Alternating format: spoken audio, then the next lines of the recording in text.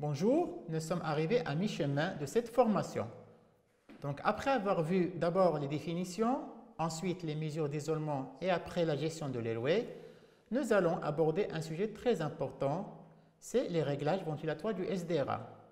Je vous rappelle déjà la bonne nouvelle que la majorité des malades infectés par le SARS-CoV-2 vont avoir une bonne évolution. Et il se trouve malheureusement qu'il y a certains patients qui vont présenter des difficultés respiratoires allant même à présenter un SDRA. Et parmi les thérapeutiques de cette pathologie, il y a la stratégie ventilatoire. Je me permets tout d'abord de vous rappeler les critères SDRA. Il faut d'abord que le patient présente une insuffisance respiratoire dans la semaine suivant l'agent causal. Il faut qu'il y ait des opacités sur l'imagerie thoracique, des opacités plutôt bilatérales. Il faut être sûr qu'il n'y a pas d'argument en faveur d'un œdème hydrostatique. Et enfin, ce fameux rapport, le PaO2 sur la FiO2, en précisant qu'il se mesure avec une PEP à 5 cm d'eau. Dans ce sens, par rapport à ce rapport lui-même, on va distinguer trois classes de sévérité croissante. La première classe est le SDRA mineur, quand ce rapport est entre 200 et 300. Le SDRA modéré, quand ce rapport est entre 100 et 200. Et bien évidemment, c'est un SDRA sévère quand ce rapport est inférieur à 100. Pour nos jeunes médecins, je leur propose un moyen mnémotechnique très facile, c'est le GREC. GREC, ça va vous rappeler les 4 critères du SDRA. G, ça va vous rappeler les critères gazométriques.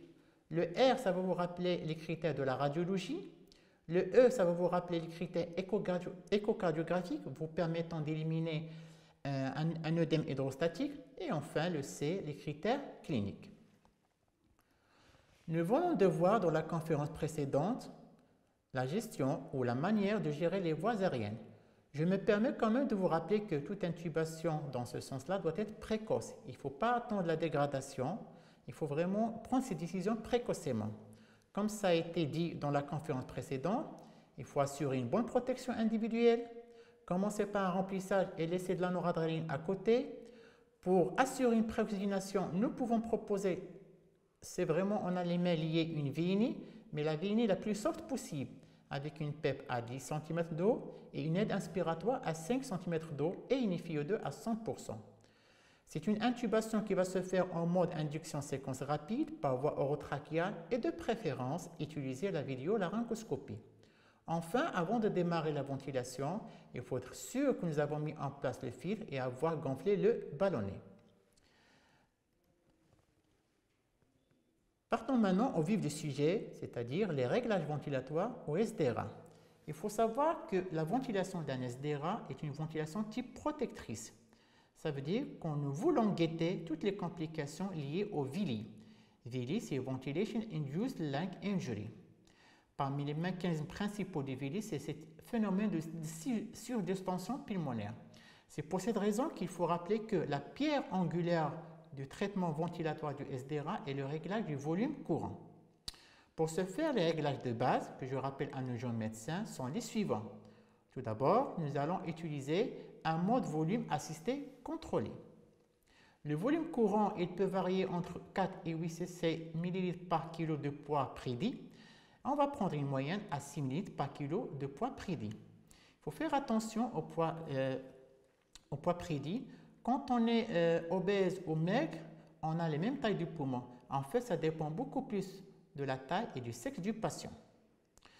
Et il y en a plusieurs formules que vous pouvez retrouver sur plein de plateformes, sur Google, plein de plateformes. Moi, je préfère une formule qui est vraiment très intéressante, très simple. C'est la formule de Lehmann. Tout simplement, vous allez prendre votre taille en mètres, vous allez le mettre au carré et vous allez multiplier tout ça par 25. Je me prends l'exemple de moi-même. Moi, ma taille, c'est 1,76 m. Que je vais la mettre au carré, ça va me donner 3,10 et que je vais multiplier par 25 et que ça va me donner environ 78 kg. Le rapport I sur E, il peut varier entre 1 sur 1 jusqu'à 1 sur 3, mais on peut commencer d'emblée par 1 sur 2. On peut mettre un plateau inspiratoire dont le pourcentage va varier de 20 à 30% du cycle respiratoire. Le débit que nous allons choisir au départ de 50 à 70 litres par minute, je vous propose quand même de démarrer par 60 litres par minute. Et le principal de de toute cette action ventilatoire, c'est par la suite de pouvoir titrer et la FiO2 et la PEP. J'ai fait exprès de laisser la fréquence respiratoire à part parce qu'en fait, il y a un petit souci. Il faut garder la fréquence respiratoire la plus minimale possible, mais à condition que le pH soit toujours au-delà de 7,30. Et nous allons voir pourquoi par la suite. Toute ventilation, tout réglage ventilatoire ne peut se faire sans avoir un monitorage. Il y a 3 principaux paramètres à monitorer lorsqu'on va ventiler un SDRA, peu importe, mais a fortiori en rapport avec un COVID+. Tout d'abord, la pression de plateau qui correspond à la pression alvéolaire. Tâchez à ce que cette pression soit toujours inférieure à 30 cm d'eau. Ensuite, il y a la driving pressure, c'est-à-dire la pression motrice. Je vous rappelle, jeune médecin, que c'est la différence entre la pression de plateau et la PEP totale. Et quand je dis la PEP totale, c'est la somme de l'auto-PEP et de la PEP imposée par le respirateur. Enfin, un aspect assez spécialisé, c'est l'aspect de stress index qu'on voit sur les courbes de pression-volume. Maintenant, quand on va ventiler ces patients, ils peuvent nous poser quelques problèmes. Ça se peut que la pression de plateau monte, ça se peut que mon patient désature, et ça se peut enfin que mon patient me fasse de l'acidose respiratoire. On va voir ensemble successivement les 3 situations. Ce qui va déranger un peu plus, c'est quand la pression de plateau grimpe, parce que là, on risque les mécanismes, les conséquences, on risque finalement la survenue d'un DILI. Dans ce cas-là, la première des choses que vous allez vérifier quand votre pression de plateau monte, la première des choses, il faut vérifier est-ce qu'en concomitance, la pression de crête est élevée. Et si c'est le cas, on va vérifier est-ce qu'il n'y a pas de bouchon, est-ce que la sonde d'intubation n'est pas coudée, est-ce qu'il n'y a pas d'intubation sélective, et prendre le soin d'ausculter brièvement le patient et éliminer un pneumothorax. La deuxième étape, c'est de pouvoir vérifier la sédation et la curarisation. Si les 2 points précédents ont été soigneusement vérifiés, nous allons commencer notre première riposte. Ça veut dire baisser progressivement le VT, le volume courant. Donc on va passer à 5 ml par kilo et s'il le faut, on peut arriver jusqu'à 4 ml par kilo. Arrivé à ce stade-là, on peut carrément aussi et éventuellement baisser la PEP par des paliers de 2 cm d'eau. Si toute cette procédure ne marche pas, il faut considérer avec vos seniors le décubitus ventral et bien sûr discuter avec les équipes spécialisées l'implantation d'une assistance circulatoire externe.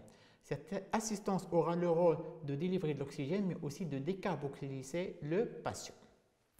La deuxième situation gênante aussi, c'est lorsque mon patient désature. Alors là, je ne vous apprends rien, il va falloir jouer et sur la FiO2 et sur la PEP. On va monter progressivement la FiO2 et vous allez utiliser des tables qui existent sur le web. Ce sont des tables qui vous dictent comment on peut monter la PEP en fonction de la FiO2. Un simple exemple, si je choisis la FiO2 à 1, 100%, je peux démarrer avec une PEP à 16, ensuite 18, ensuite 20 et pour finir à 22. Encore une fois, faites attention, il ne faut pas dépasser une pression de plateau à 30 cm d'eau, je le rappelle encore une fois. Maintenant, ce qui est intéressant aussi, lorsque mon patient désature, je peux tenter des manœuvres de recrutement. Pour s'y faire, c'est très simple. Vous allez monter votre PEP de 5 cm d'eau tous les 3 cycles.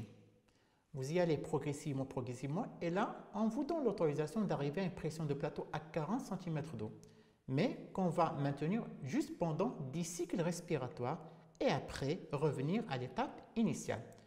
La même chose, quand toutes ces démarches ne marchent pas, on peut toujours discuter avec les seniors l'implantation d'une assistance circulatoire externe. Enfin, la dernière situation aussi gênante que les 2 autres, c'est quand mon patient me fera de l'acidose respiratoire. Naturellement, avec un pH qui va être bas et avec un capni qui va être élevé. Dans ce cas-là, on va monter progressivement la fréquence respiratoire, mais sans dépasser un maximum à 35. Après, si j'arrive à 35, je peux aussi augmenter en parallèle le volume courant, mais c'est bien écrit tant que c'est possible. Ça veut dire tant que ça n'augmente pas la pression de crête et tant que ça n'augmente pas la pression de plateau. Avant de passer au respirateur virtuel, j'aimerais vous rappeler, jeunes médecins, les take-home messages. Rappelez-vous des critères grecs. Je vous le rappelle, gazométrie, radiologie, échocardiographie et la clinique. L'intubation doit être précoce, La ventilation est dite de type protectrice. Volume courant, insistez sur le volume courant, c'est la pierre angulaire. Titrez votre FiO2 et titrez votre PEP. Et enfin, n'oubliez pas de monitorer la pression du plateau et la pression motrice. Donc, la première partie de cette présentation vient d'avoir fin. Nous allons passer au respirateur virtuel.